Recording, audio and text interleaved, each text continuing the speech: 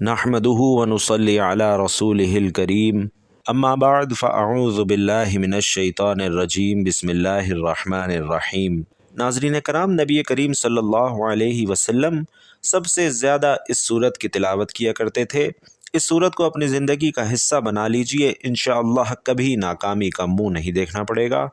ناظرین کرام، یہ صورت پڑھنے سے انسان کو کئی روحانی اور دنیاوی فوائد ملتے ہیں۔ قرآن اور حدیث میں واضح طور پر ذکر کیے گئے ہیں۔ تسبیحات اور قرآن پاک یعنی اللہ کا ذکر ایک اہم عبادت ہے جو انسان کو اللہ کے قریب لے آتی ہے اور اس کے دل میں سکون اور اطمینان اور روحانی طمانینت پیدا کر دیتی ہے۔ اللہ تعالیٰ قرآن پاک میں فرماتا ہے کہ سن لو، اللہ کے ذکر سے ہی دلوں کو سکون ملتا ہے۔ تو قرآن مجید پڑھنا انسان کے دل کو سکون اور اطمینان دیتا ہے۔ جب انسان اللہ کے ذکر میں مشغول ہوتا ہے تو وہ دنیاوی پریشانیوں سے دور ہو کر اللہ کی طرف متوجہ ہو جاتا ہے، جس سے اس کے دل میں سکون آتا ہے۔ اور جو لوگ اللہ کا ذکر کرتے ہیں یعنی تسبیحات کرتے ہیں تو اللہ تعالیٰ ان کے گناہوں کو معاف فرما دیتا ہے۔ اللہ فرماتا ہے کہ میرے بندے، تو میرا ذکر کر، میں تیرا ذکر کروں گا۔ تو ناظرین، تسبیح پڑھنے سے اللہ سے مانگی گئی دعائیں قبول ہوتی ہیں، جیسا کہ حضرت ابو ہریرہ رضی اللہ تعالی عنہ سے مروی ہے کہ جو شخص اللہ کا ذکر کرتا ہے یعنی تسبیح پڑھتا ہے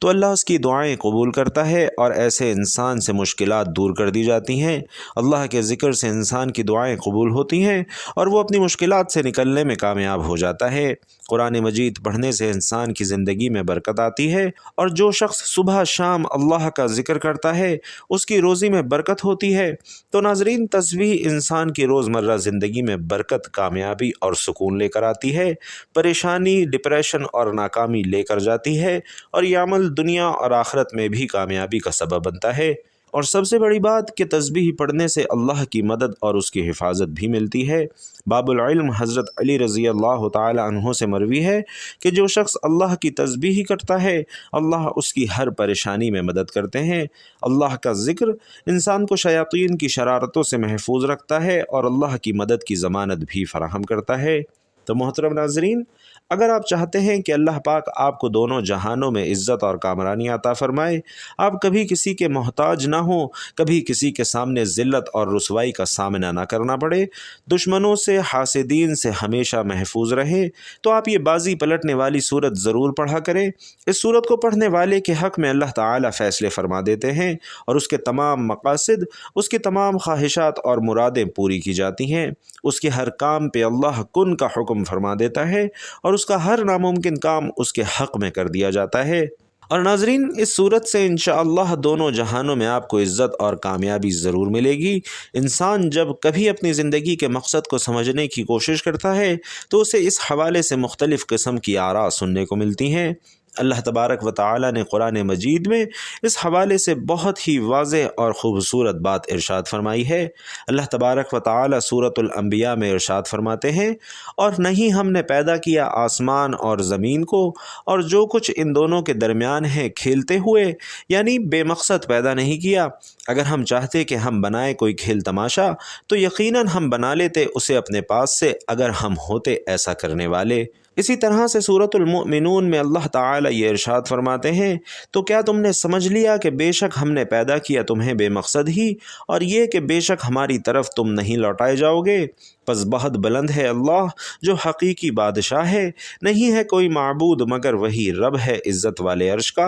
اور جو پکارے اللہ کے ساتھ کسی دوسرے معبود کو، نہیں کوئی دلیل اس کے پاس اس کی، تو بے شک اس کا حساب اس کے رب کے پاس ہے۔ بلا شبہ یہ حقیقت ہے کہ کافر لوگ کبھی فلاح نہیں پائیں گے۔ اور سورۃ الذاریات میں اللہ تبارک و تعالی نے انسان اور جنوں کی تخلیق کے مقصد کو نہایت احسن انداز میں واضح فرما دیا ہے۔ اللہ تبارک و تعالی کیا ارشاد فرماتے ہیں، اور میں نے نہیں پیدا کیا جنوں اور انسانوں کو مگر اس لیے کہ وہ میری عبادت کریں۔ ناظرین، مذکورہ بالا تمام آیات پر غور و فکر اور تدبر کرنے کے بعد یہ بات سمجھ آتی ہے کہ تخلیق انسانیت کا مقصد در حقیقت اللہ تبارک و تعالی کی معرفت حاصل کرنا اور اس کی بندگی اور عبادت کو بجا لانا ہے۔ ان عبادات کو بجا لانے کے مختلف طریقے کتاب و سنت میں مذکور ہیں، جن میں ایک انتہائی خوبصورت اور آسان طریقہ اللہ تبارک و تعالی کا مسلسل ذکر کرنا ہے۔ بھائیوں اور بہنوں، کتاب و سنت کے متعلق سے یہ بات معلوم ہوتی ہے کہ اللہ تبارک و تعالی نے مخلوقات سے جملہ عبادات کے اہتمام کا اعتدال سے تقاضا کیا ہے، مگر جب ہم ذکر الہی پر غور کرتے ہیں تو یہ بات معلوم ہوتی ہے کہ ذکر الہی کو ہمیشہ کثرت سے بجا لانے کی تلقین کی گئی ہے۔ اللہ تبارک و تعالی قرآن مجید میں ارشاد فرماتے ہیں، آسمانوں اور زمین کی پیدائش میں اور رات دن کے ہیر پھیر میں یقیناً عقل مندوں کے لیے نشانیاں ہیں جو اللہ کا ذکر کھڑے اور بیٹھے اور اپنی کروٹوں پر لیٹے ہوئے کرتے ہیں، اور آسمانوں اور زمین کی پیدائش میں غور و فکر کرتے ہیں اور کہتے ہیں کہ اے ہمارے پروردگار، تو نے یہ بے فائدہ نہیں بنایا، تو پاک ہے، بس ہمیں آگ کے عذاب سے بچا لے۔ ناظرین، اس آیت پر غور و فکر کرنے کے بعد یہ بات معلوم ہوتی ہے کہ اللہ تبارک و تعالی نے ان لوگوں کو عقل مند قرار دیا ہے جو زمین و آسمان کی تخلیق پر غور کرتے ہیں، پروردگار عالم کی تخلیق کی وسعت کو دیکھ کر اس کی کبریائی کو پہچانتے ہیں، اور اس کے بعد کثرت سے اللہ تبارک و تعالی کا ذکر کرتے ہیں اور آگ کے عذاب سے پناہ مانگتے ہیں۔ اللہ تبارک و تعالی سورۃ الاحزاب میں ارشاد فرماتا ہے، اے ایمان والو، اللہ تعالی کا ذکر بہت زیادہ کیا کرو۔ اور ناظرین، ذکر الہی بکثرت کرنے کا نتیجہ یہ نکلتا ہے کہ اللہ تبارک و تعالی انسانوں کی زندگیوں کے اندھیرے دور کر کے ان کو روشنیوں کے راستے پر چلا دیتے ہیں، جیسا کہ ارشاد ربانی ہے، اے ایمان والو، اللہ تعالی کا ذکر بہت زیادہ کیا کرو اور صبح شام اس کی پاکیزگی بیان کیا کرو، وہی ہے جو تم پر اپنی رحمتیں بھیجتا ہے اور اس کے فرشتے تمہارے لیے دعائیں رحمت کرتے ہیں تاکہ وہ تمہیں اندھیروں سے اجالے کی طرف لے جائے، اور اللہ تعالی مومنوں پر بہت ہی مہربان ہے۔ ناظرین، اللہ تبارک و تعالی نے ذکر الہی کے فوائد بتلاتے ہوئے یہ بات بھی ارشاد فرمائی کہ جب کوئی شخص اللہ تبارک و تعالی کا ذکر کرتا ہے تو اللہ تبارک و تعالی بھی اس کا ذکر کرتے ہیں، جیسا کہ ارشاد ربانی ہے کہ تم میرا ذکر کرو، میں بھی تمہارا ذکر کروں گا، تم میری شکر گزاری کرو اور ناشکری سے بچو۔ تو اس آیت مبارکہ سے یہ بات سمجھ میں آتی ہے کہ جس شخص کا ذکر اللہ تبارک و تعالی کرتے ہوں، اس شخص کی زندگی میں اللہ تبارک و تعالی کی تائید، نصرت اور فضل ہر حال میں شامل ہو جاتے ہیں۔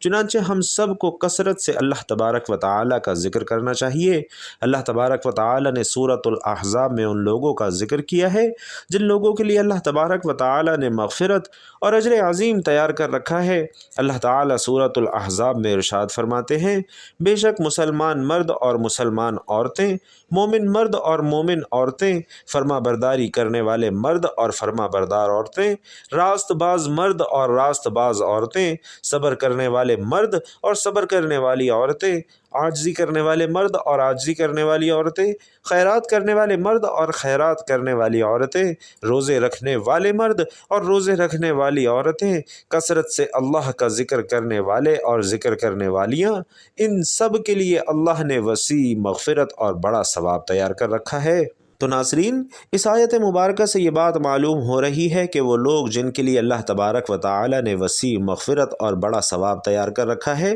ان لوگوں میں بکثرت اللہ تبارک و تعالی کا ذکر کرنے والے مرد اور عورتیں بھی شامل ہیں۔ نماز کی ادائیگی کا ذکر کرتے ہوئے اس بات کو بیان کیا گیا ہے کہ نماز فحاشی اور برائی کے کاموں سے روکتی ہے۔ ساتھ ہی اللہ تبارک و تعالی ارشاد فرماتے ہیں کہ اللہ تعالی کا ذکر بہت بڑا کام ہے، اور ارشاد فرماتے ہیں کہ جو کتاب آپ کی طرف وحی کی گئی ہے اسے پڑھیے اور نماز قائم کریں، نماز یقیناً بے حیائی اور برائی سے روکتی ہے، بے شک اللہ کا ذکر بہت بڑی چیز ہے اور تم جو کچھ کر رہے ہو اس سے اللہ خبردار ہے۔ اور ناظرین، اس آیت مبارکہ پر تدبر کرنے سے یہ بات معلوم ہوتی ہے کہ اللہ تبارک و تعالی کا ذکر کرنے کے نتیجے میں انسان کو جو فوائد حاصل ہوتے ہیں وہ فحاشی اور منکرات کے اجتناب سے کئی بڑھ کر ہیں۔ چنانچہ ہر مومن اور مسلمان کو بکثرت اللہ تبارک و تعالی کا ذکر کرنا چاہیے، کیونکہ ذکر الہی انوار کی کنجی ہے، بصیرت کا آغاز ہے، جمال فطرت کا اقرار ہے، یہ حصول علم کا جال ہے، یہ تماشا گاہ ہستی کی جلوہ آرائیوں اور حسن آفرینیوں کا اقرار ہے۔ ذاکر کے ذکر میں، زاہد کے فکر میں خالق آفاق کی جھلک نظر آتی ہے، اور ذکر الہی دراصل خالق حقیقی سے رابطے کی ایک شکل ہے، جیسا کہ سورۃ العنکبوت میں ارشاد ربانی ہے، اور یقین کرو کہ اللہ کا ذکر ہر چیز سے بزرگ تر ہے۔ اور ناظرین، اللہ کے ذکر میں نماز، تلاوت قرآن حکیم، دعا، استغفار سب کچھ شامل ہے۔ بقول حافظ ابن القیم، ذکر اللہ کی بڑی عظمت، اہمیت اور برکات ہیں۔ ذکر اللہ سے اللہ کا قرب نصیب ہوتا ہے، انسان کی روحانی ترقی ہوتی ہے، ذکر اللہ سے قلوب منور ہوتے ہیں۔ ذکر اللہ ہی وہ راستہ اور دروازہ ہے کہ جس کے ذریعے ایک بندہ بارگاہ الہی تک پہنچ سکتا ہے۔ اور رسول علیہ الصلاۃ والسلام کیا ارشاد فرما رہے ہیں کہ جب بھی اور جہاں بھی کچھ بندگان خدا اللہ کا ذکر کرتے ہیں تو لازمی طور پر فرشتے ہر طرف سے ان کے گرد جمع ہو جاتے ہیں، انہیں گھیر لیتے ہیں اور رحمت الہی ان پر چھا جاتی ہے اور ان کو اپنے سائے میں لے لیتی ہے اور ان پر سکینہ کی کیفیت نازل ہوتی ہے اور اللہ اپنے مقربین فرشتوں میں ان کا ذکر کرتے ہیں۔ سبحان اللہ۔ ناظرین، رسول علیہ الصلاۃ والسلام یہ بھی فرما رہے ہیں کہ اللہ کا ارشاد ہے کہ جس وقت میرا بندہ میرا ذکر کرتا ہے اور میری یاد میں اس کے ہونٹ حرکت کرتے ہیں تو اس وقت میں اپنے بندے کے ساتھ ہوتا ہوں۔ اللہ تعالیٰ نے ارشاد فرمایا وَلَذِكْرُ اللَّهِ اکبر، یعنی بے شک اللہ کا ذکر بہت بڑی چیز ہے۔ اور نبی کریم صلی اللہ علیہ وسلم فرماتے ہیں کہ اللہ فرماتا ہے کہ میں اپنے بندے کے یعنی میرا بندہ میرے بارے میں جیسا گمان رکھتا ہے میں اس کے ساتھ ویسا ہی کرتا ہوں، اور جب بھی وہ مجھے یاد کرتا ہے تو میں اس کے ساتھ ہوتا ہوں، پس جب وہ مجھے اپنے دل میں یاد کرتا ہے میں بھی اسے اپنے دل میں یاد کرتا ہوں، جب وہ مجھے مجلس میں یاد کرتا ہے تو میں اس سے بہتر مجلس یعنی فرشتوں کی مجلس میں اسے یاد کرتا ہوں، اگر وہ میرے پاس ایک بالشت آتا ہے تو میں اس کے پاس ایک ہاتھ آتا ہوں، اگر وہ ایک ہاتھ میرے پاس آتا ہے تو میں ایک گز اس کے پاس آتا ہوں، اگر وہ چل کر میرے پاس آتا ہے تو میں دوڑ کر اس کے پاس آتا ہوں۔ ناظرین، رسول علیہ الصلاۃ والسلام نے فرمایا کیا میں تم کو وہ عمل بتاؤں جو تمہارے سارے اعمال میں بہتر اور تمہارے مالک کی نگاہ میں پاکیزہ تر اور تمہارے درجوں کو دوسرے تمام اعمال سے زیادہ بلند کرنے والا ہے، اور اللہ کی راہ میں سونا چاندی خرچ کرنے سے بھی زیادہ اس میں خیر ہے، اور اس جہاد سے بھی زیادہ تمہارے لیے اس میں خیر ہے جس میں تم اپنے دشمنوں اور خدا کے دشمنوں کو موت کے گھاٹ اتارو اور وہ تمہیں ذبح کریں اور شہید کریں۔ صحابہ نے عرض کیا کہ یا رسول اللہ، ایسا قیمتی عمل تو ضرور بتائیے، تو آپ صلی اللہ علیہ وسلم نے فرمایا کہ وہ اللہ کا ذکر ہے۔ اور ابن ماجہ میں لکھا ہے کہ حضرت ربیہ بن کعب اسلمی رات کو آپ کے آستانہ اقدس پر پہرا دیتے تھے، اور وہ بیان کرتے ہیں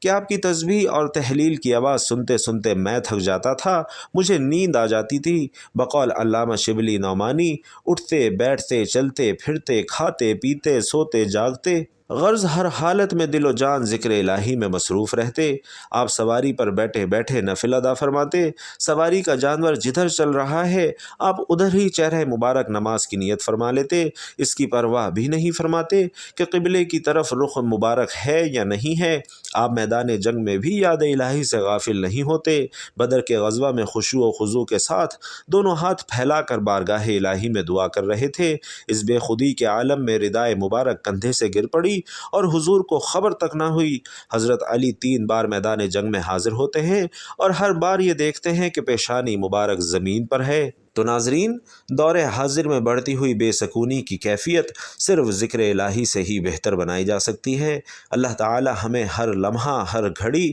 ذکر الہی میں مشغول رہنے کی توفیق عطا فرمائے، آمین یا رب العالمین۔ تو ناظرین، اب ہم جان لیتے ہیں کہ آپ نے کیا وظیفہ پڑھنا ہے، کیسے پڑھنا ہے۔ تو ناظرین، جو بندہ قرآن مجید پڑھتا ہے اسے کبھی بھی کسی بھی مقصد کے لیے، کسی بھی حاجت، کسی بھی مشکل، کسی بھی پریشانی سے نکلنے کے لیے، خاص طور پر اپنے حق میں فیصلے کے لیے، تو اللہ کی فوری مدد عرش سے اس تک پہنچتی ہے اور فیصلہ اس کے حق میں ہو جاتا ہے اور اس کے راستے سے ہر رکاوٹ فوراً دور ہو جاتی ہے۔ اور ناظرین، یہ تسبیح اتنی طاقتور ہے کہ یہ تسبیح بازی پلٹ دیتی ہے، یعنی ہر ناممکن کام کو ممکن کر دیتی ہے۔ اس تسبیح کو کسی بھی حاجت کے لیے 101 بار اول و آخر درود پاک پڑھ کر، خاص طور پر فجر یا عصر کی نماز کے بعد لازمی پڑھیں۔ اللہم صلی علی محمد وعلی آل محمد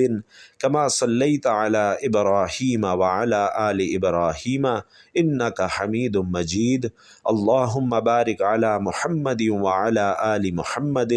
کما بارکت علی ابراہیم وعلی آل ابراہیم انک حمید مجید۔ تو ناظرین، درود پاک پڑھنے کے بعد آپ نے سب سے پہلے اپنے مقصد کی نیت کرنی ہے، اور جب آپ نیت کر لیں تو آپ نے ایک بار تعوذ اور تسمیہ یعنی اعوذ باللہ من الشیطان الرجیم بسم اللہ الرحمن الرحیم پڑھ کر وظیفے کا آغاز کرنا ہے، اور اللہ تعالیٰ کے ناموں کی تسبیح شروع کر دینی ہے، اور اللہ تعالیٰ کے یہ 3 نام یا اللہ، یا رحمان، یا رحیم، ان کا ورد شروع کر دینا ہے، اور ان 3 ناموں کو 101 مرتبہ پڑھنا ہے، یا اللہ، یا رحمان، یا رحیم، اس طرح سے ملا کر پڑھیں گے تو یہ ایک بار شمار ہوگا، اور 101 مرتبہ آپ نے یہ تسبیح کرنی ہے۔ اور جو صورت ہمارے پیارے نبی صلی اللہ علیہ وسلم نے بتلائی ہے وہ سورۃ الکہف ہے، اس کی ہر جمعے تلاوت کیا کرو، اگر ہو سکے تو روزانہ عصر کی نماز کے بعد اس کی تلاوت کیا کرو۔ حضرت علی رضی اللہ تعالی عنہ سے مروی ہے کہ اگر تم پریشان ہو تو اللہ کے نام کا ذکر یا کثرت سے اللہ کا ذکر کرو یا تسبیح کرو تو اللہ تعالیٰ اس کی مشکلات آسان فرما دیتا ہے۔ اس لیے یا اللہ، یا رحمان، یا رحیم کا ذکر کرتے رہیں، اللہ تعالیٰ کے یہ تینوں ناموں کا ذکر، اور سورۃ الکہف کی تلاوت کرنے کے بعد آپ نے استغفار کرنی ہے، کیونکہ استغفار کا پڑھنا انسان کو اللہ کی قربت دلاتا ہے، اور کہا جاتا ہے کہ اللہ اپنی مدد سے اپنے بندے کی پریشانیوں کو دور کرتے ہیں۔ تو صرف 101 بار اول و آخر درود پاک پڑھ کر اس تسبیح کو پڑھنے کا اپنا معمول بنا لیجئے تو انشاءاللہ ہر فیصلہ آپ کے حق میں ہوگا، جیسا آپ چاہیں گے ویسا ہوگا۔ اللہ تعالیٰ آپ کی خواہشات پر کن فرما دے گا، آپ کی ہر جائز مراد کو پورا فرمائے گا۔ اور محترم ناظرین، سورۃ الکہف ایک طویل سورت ہے اور اس کے مضامین میں بہت تنوع ہے۔ آج کی نشست میں ہم اس کے مضامین پر ایک طائرانہ نظر ڈالیں گے تاکہ آپ اس سورت کی اہمیت اور افادیت سمجھ سکیں۔ نبی کریم صلی اللہ علیہ وسلم کی احادیث میں اس سورت کی بہت زیادہ فضیلت بیان فرمائی گئی ہے۔ کئی احادیث ہیں جن میں دجال سے بچاؤ کے لیے سورۃ الکہف کی تلاوت کی ترغیب دی گئی ہے، اور بالخصوص جمعے کے دن اس کو پڑھنے کی خاص تاکید کی گئی ہے۔ ان میں پہلی 10 آیات کا ذکر بھی ہے، آخری 10 آیات کا بھی ہے، اور پوری سورت کا بھی ہے۔ اور دجال کے بارے میں نبی کریم صلی اللہ علیہ وسلم نے فرمایا کہ ہر نبی اور ہر رسول نے اپنی امت کو دجال سے خبردار کیا، اور میں آخری نبی ہوں، لہٰذا میری امت میں ہی دجال کا فتنہ رونما ہوگا۔ اللہ کے نبی صلی اللہ علیہ وسلم نے اگر دجال سے بچاؤ کے لیے اس سورت کو پڑھنے کی تاکید کی ہے تو بھائیوں اور بہنوں، ہمیں معلوم ہو جانا چاہیے کہ اس سورت کے مضامین کیا ہیں، اس حوالے سے کیا خاص گفتگو اس میں کی گئی ہے۔ اس سورت میں ایک جگہ اللہ تبارک و تعالی ارشاد فرماتے ہیں کہ یقیناً ہم نے بنا دیا ہے جو کچھ زمین پر ہے، اسے اس کا بناؤ سنگھار تاکہ ہم انہیں آزمائیں کہ ان میں سے کون بہتر ہے عمل میں۔ اللہ تعالیٰ نے یہ دنیا تخلیق کی ہے، یہ زمین بنائی ہے، اور اس زمین کو ہر قسم کی زیب و زینت اور آشائش سے آراستہ کیا ہے، اور اس زیب و زینت سے اللہ کا مقصد یہ ہے کہ ہم آزمائیں، یعنی پرکھیں کہ ان میں سے کون ہے جو نیک اعمال کرتا ہے۔ اور ناظرین، دنیا کی زیب و زینت اس سورت کا عمود ہے جس کے گرد یہ پوری سورت گھومتی ہے۔ باقی اس کے پہلے اور آخری رکوع میں پوری سورت کا خلاصہ آ گیا ہے، اور اس کے ساتھ 4 قصے بھی اس سورہ مبارکہ میں بیان کیے گئے ہیں جو اسی عمود کے گرد گھومتے ہیں۔ اللہ تعالیٰ کسی کو دے کر آزماتا ہے اور کسی سے لے کر آزماتا ہے، کسی پر کوئی تکلیف آتی ہے تب آزماتا ہے، کسی کو اللہ تعالیٰ فراوانی دے کر آزماتا ہے۔ لہٰذا اس طاقتور تسبیح اور اس طاقتور سورت کا وظیفہ اپنا روزانہ کا معمول بنائیے، اور سورۃ الکہف کم از کم جمعے کو لازمی پڑھنا اپنا معمول بنائیے۔ انشاءاللہ ہر طرح کے فتنے، فساد اور پریشانی سے دور رہیں گے، اور انشاءاللہ آپ کی تمام حاجات، تمام ضروریات اللہ تبارک و تعالی غیب سے پوری فرمائے گا۔ اللہ تعالیٰ سے دعا ہے کہ میرا سنانا اور آپ کا سننا اپنی بارگاہ میں قبول و منظور فرمائے، جو مانگ سکے وہ بھی عطا فرمائے، جو نہ مانگ سکے وہ بھی عطا فرمائے۔ اور ناظرین، آخر میں گزارش ہے کہ اللہ تعالیٰ کے 99 ناموں میں سے انتہائی طاقتور نام یا اللہ، یا رحمان، یا رحیم، کمنٹ باکس میں ان میں سے کوئی ایک نام ضرور لکھ دیجئے گا۔ اللہ تعالیٰ ہم سب کا حامی و ناصر ہو، آمین۔ السلام علیکم ورحمۃ اللہ وبرکاتہ۔